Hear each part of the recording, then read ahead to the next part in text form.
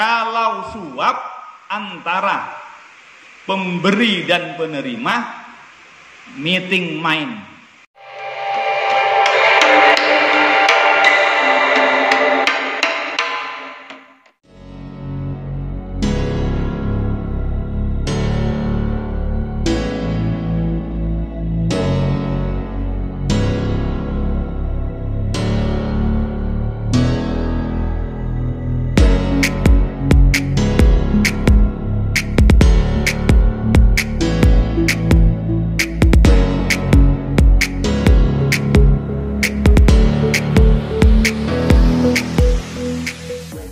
Yang saya mengedukasi kita semua tentang pentingnya percepatan pembangunan birokrasi.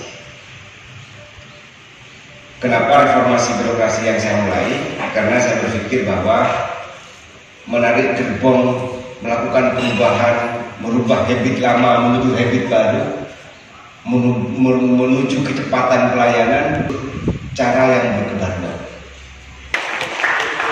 Karena dari beberapa hal telah kita bawa ke satu tempat untuk mempercepat pelayanan.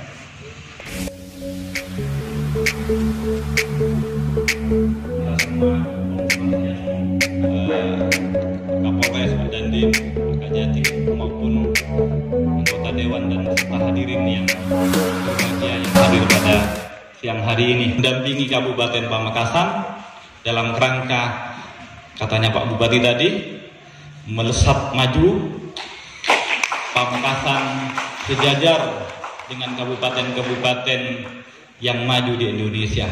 Mudah-mudahan ini mimpi yang dikabulkan oleh Allah Subhanahu wa taala. Kita tidak perlu melanjutkan materi yang saya siapkan sebelumnya karena Pak Bupatinya sangat visioner. Saya akan melanjutkan apa yang Pak Bupati mimpikan. Sudah bupatinya, pimpinannya punya visi dan memahami kondisi, memahami peta wilayahnya, kemudian memahami posisi dirinya, bahwa dirinya mengampu kepentingan publik untuk mengayomi semuanya. Maka menurut Kiai Badrut Tamam tadi, tegaknya agama dan negara itu ditiangi ataupun dipandu 4 tiang. Ilmunya ulama, adilnya umarok,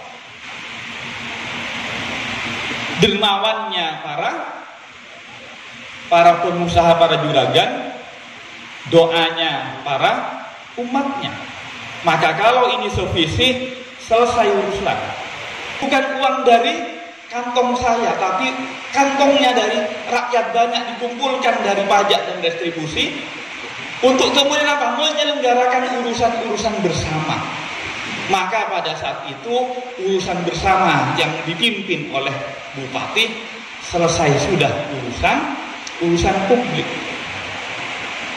Masuk kemudian ke apa Pak yang disebut korupsi? Korupsi itu sebenarnya hanya masalah tentang penyelewengan dari urusan publik, fasilitas publik, dan uang-uang publik itu digunakan tidak untuk kepentingan, kemudian untuk kepentingan publik. Kalau sudah digunakan untuk kepentingan publik, selesai. Tidak akan ada KPK nangkap, tidak akan ada Pak Polisi nangkap, tidak akan ada Pak Jaksa nangkap. Karena semua dikelola dari rakyat, oleh pilihan rakyat, untuk rakyat. Kalau ini selesai, maka selesai. Itu pertama. Yang disebut korupsi sesungguhnya adalah penyalahgunaan wewenang, fasilitas, dan anggaran atau uang atau keuangan rakyat ini, keuangan negara maupun daerah.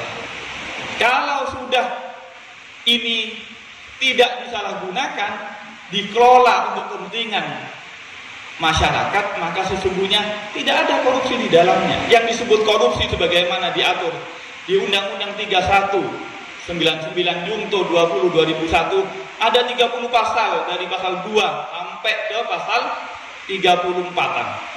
Memperkaya diri dengan melawan hukum, merugikan keuangan negara. Apa memperkaya diri? Ini pekerjaannya siapa? Setiap orang boleh memperkaya diri, boleh, halal memperkaya diri, tapi memperkaya diri secara legal. Kalau secara ilegal, maka kemudian itu masuk ke korupsi. Kedua, menyalahgunakan wewenang.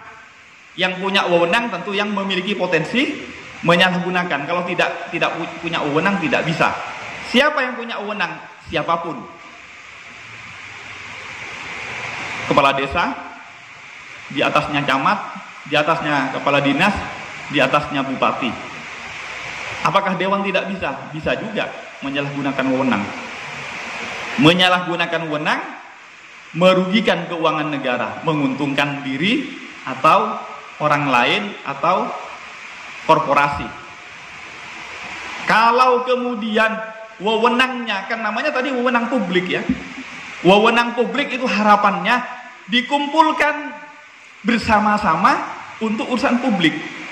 Kalau ternyata wewenangnya digunakan tidak untuk kepentingan publik, maka disitulah disebut korupsi. Pasal 3 ayat pasal 3. Klaster 1, klaster 2. Ketiga, apa? Pasal 5. Pasal 5 mengatakan apa? Suap. Suap itu apa maknanya? Ada hampir yang berkesamaan tentang suap ini. Ada suap, pemerasan, gratifikasi. Apa samanya, apa bedanya? Suap, pemerasan, gratifikasi sama. Bentuk fisiknya adalah memberi uang kepada penyelenggara negara ataupun yang memiliki kewenangan publik. Memberi uang untuk apa, Pak? Tentu untuk mendapat privilege. Pak, saya butuh pekerjaan, Pak. CV saya butuh pekerjaan. Bapak kan punya wewenang untuk menentukan memberi uang. Maka memungkinkan ada suap, ada pemerasan, ada gratis. Apa bedanya? Jadi formilnya sama-sama menyerahkan uang kepada pemilik wewenang. Kalau suap antara pemberi dan penerima, meeting mind, bertemu kehendak atau sepakat. Saya punya sesuatu berupa kewenangan, Anda butuh kewenangan saya. Deal, rempah, cenyak banyak ladu M. Botak ini tabar, jelas cek kerak kabut nah taretan sibik sa M lah. Deal, itu suap. Bahasanya Kyai Badrut, riswah. Bahasanya tetangga Malaysia, rusuah. Apa riswah atau rusuah? Kalau bahasa terminologi agama adalah apa? Memberi sesuatu agar orang melanggar dari kebenaran. Kalau dalam bahasa korupsinya Pak Sabto, bahasanya KUHP, bahasanya Undang-Undang Indonesia, bertemunya saya mestinya fair menjadi tidak fair karena ada suap, meeting mind, kesepakatan, deal. Kalau pemerasan, yang berkehendak itu dari penerima yang punya wewenang. Sakjane misalnya Anda ini warga mau minta izin, apa syaratnya Pak? A, B, C, D, prosedurnya ke situ dulu, ke sini dulu, dilakoni, numpuk. Setelah ditunggu-tunggu 2 minggu, ya tunggu dulu, baru 2 minggu, yang lain 2 tahun belum diproses toh. Datang lagi 2 bulan, di mana Pak? Ya itu masih dianu. Loh, kok bisa 2 bulan belum apa-apa Pak? Loh yang lain 2 tahun nggak diapa-apain, kamu 2 bulan sudah ngeluh. Loh Pak, tetangga kok bisa seminggu keluar? Yo lain itu, ada lampirannya itu. Datang lagi 3 bulan, 6 bulan, ngomong saja nih opo sih Pak? Minta apa Ben Pak? Ya pangarpe lah. Apa Pak pangarpe? Kalau motifnya dari yang punya wewenang itu pemerasan. Itu pemerasan. Kalau gratifikasi itu apa? punya wewenang. Wewenang itu sebenarnya tidak berbiaya. Diberi sesuatu. Sebenarnya baik diberi atau tidak sakjane tak saungguna tada pengaruhna. Tapi biasana reng ada timur Pak, reng Madura masa tak ada tanda terima kasihnya. Tanda terima kasih itu adalah gratifikasi. Tanda terima kasih itu gratifikasi. Jadi bedanya kan hampir sama ya. Suap, pemerasan, gratifikasi. Hampir sama dengan apa? Dalam hal yang muamalah yang boleh. Jual beli, memberi hadiah, sedekah, infak. Kan sama Pak. Masa tak oleh Pak? Karabadut andi konduk Pak. Kaulah sedekah Pak. Boleh bersedekah. Tetapi kepada siapa? Kepada orang tidak mampu. Mon Nabi Rabadrut ampon didukung fasilitas anggaran dari negara. Nah. Hadiah boleh. Manabi beda tetangga kematian, manabi ada tetangganya kawinan, hitanan, boleh memberi hadiah. Tapi tidak boleh kemudian hadiahnya yang berlebih. Maka diatur oleh KPK maksimal kenapa? 1 juta. Kalau ternyata Pak Badrut menghitankan anaknya, nah, Pak Sabto memberi hadiah, yang lain amplopnya 100, Pak Sabto memberi hadiah kunci. Ternyata kuncinya Land Cruiser. Itu gratifikasi. Pak, kan bisa Pak diakad jual beli Pak. Pak Bupati punya wewenang menentukan proyek itu, CV ini yang mengerjakan Pak. Kan bisa kemudian saya akad, Pak, berempah ini akan proyek itu Pak. Itu nilainya 10 M Pak. Saya berani memberi 10% Pak, 1 M. Deal Pak, deal. Saya nggak ya akad suap ya. Akad apa? Jual beli. Kan katanya muamalah, saya penting jelas, sementing akadnya jelas, tidak ada yang ditutupi, tidak ada kedoliman di dalamnya, tak saling merugikan. Pak Badrut sepakat, saya pun ikhlas Pak memberi 1 M. Deal kan? Deal. Tetapi masalahnya objeknya, kewenangan menentukan CVX yang menjadi pemenang itu bukan objek yang bisa diperjualbelikan. Maka memperjualbelikan proyek itu suap.